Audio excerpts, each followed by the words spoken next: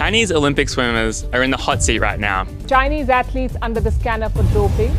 Isang Chinese athlete nandaya sa Paris Olympics? Paanong nakapasok sa kompetisyon ang isang atletang di umano ay gumamit ng ipinagbabawal na substance? Maraming mga tao ang hindi naniniwala na ang bagong world record ni Panjanle ay nakuha sa malinis na paraan. Nagbunga ang mga akusasyon tungkol sa paggamit ng mga illegal na substance tulad ng doping dahil sa nakaraang Olympics competition noon sa Tokyo. Ang doping ay ang paggamit ng mga ipinagbabawal na substance o pamamaraan upang mapabuti ang pisikal na kakayahan at pagganap ng isang atleta. Ngunit itinuturing itong pandaraya at may masamang epekto sa kalusugan. Kumalat ang balita na halos kalahati ng Chinese swimming team na ipinadala sa Tokyo Olympics noong 2021, kabilang si Zhang Yufei, ay nagpositibo sa isang ipinagbabawal na performance-enhancing substance bago ang kompetisyon. Kung totoo man, ano na lang kaya ang mangyayari sa Chinese athlete na ito?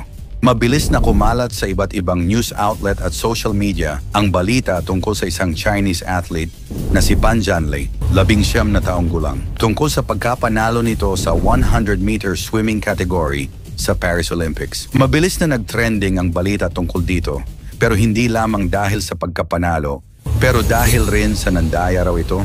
Totoo kaya ang paratang na ito? Yan ang ating aalamin.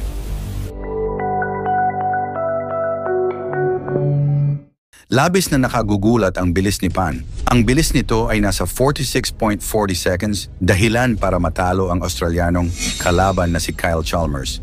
Makikita sa litrato ang ngiting tagumpay ni Panjanle, ngunit ang kanyang tagumpay ay nasundan ng matinding kontrobersya. Si Brett Hawke, isang Australian coach at dating Olympian, ay naglabas ng sama ng loob sa Instagram matapos ang karera.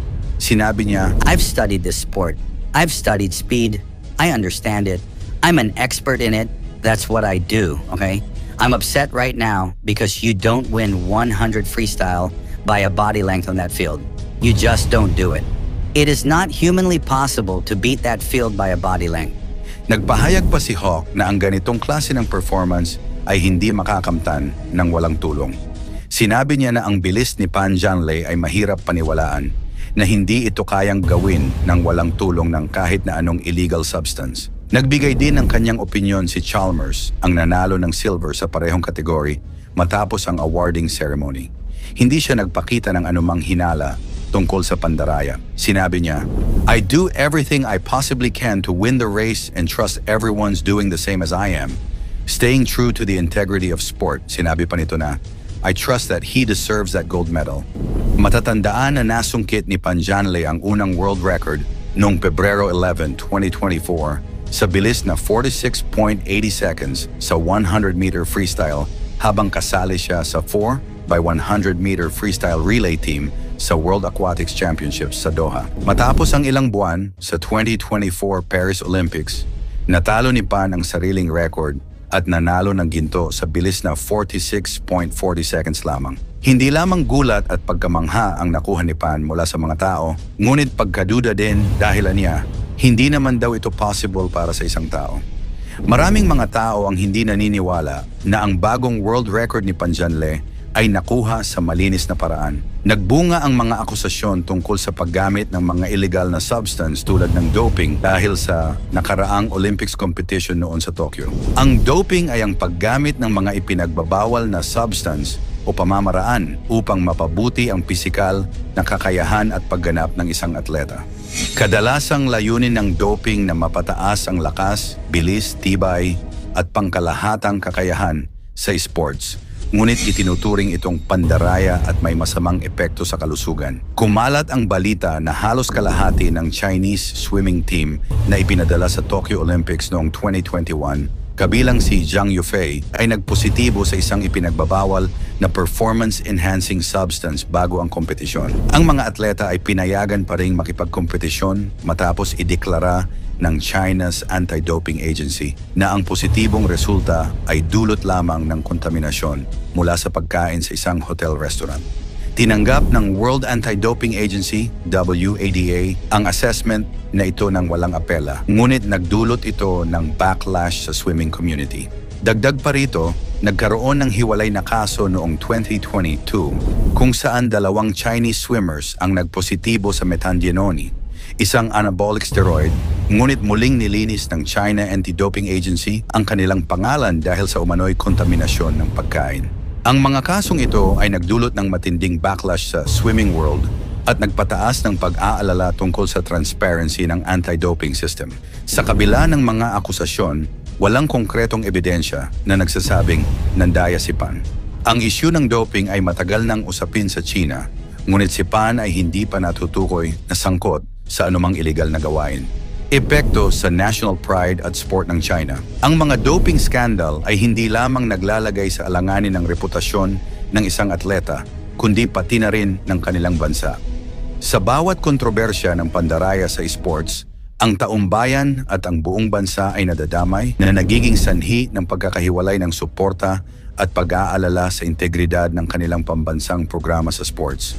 Isang makabuluhang halimbawa nito ay ang epekto ng mga doping scandal sa reputasyon ng mga national sports teams. Ang mga ganitong issue ay maaaring magdulot ng pagbaba ng tiwala mula sa publiko at mga taga-suporta. Ayon kay Sir Sebastian Coe, dating Olympic gold medalist at president ng World Athletics, The damage done by doping scandals extends far beyond the athlete involved. It can tarnish the reputation of an entire sport and diminish the value of its achievements, creating mistrust among fans and future generations of athletes.